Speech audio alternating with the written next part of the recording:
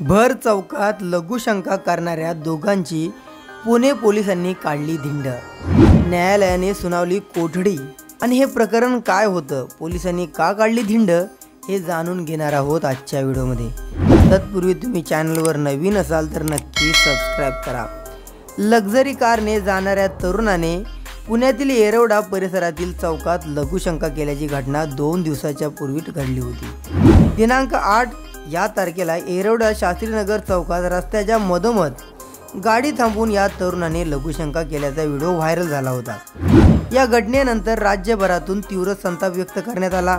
या प्रकरणी अटक करण्यात आलेल्या तरुणांची पुणे पोलिसांनी दिनांक 10 या दिवशी धिंड काढली। सविस्तर माहिती अशी की येरवडा परिसरातील शास्त्रीनगर चौकात दारूच्या नशेत गौरव आहूजा 25 राहणार NBIM रास्ता कोंडवा नावाच्या तरुणाने लघुशंका केली होती, तर भाग्येश ओसवाल 25 राहणार मार्केट यार्ड नावाचा मित्रही त्याच्यासोबत होता।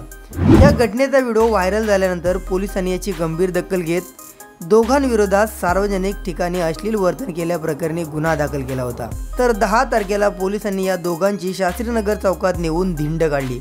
याचा व्हिडिओही समोर आला। तर या घटनेवरती तुमची प्रतिक्रिया नक्की कमेंट करा।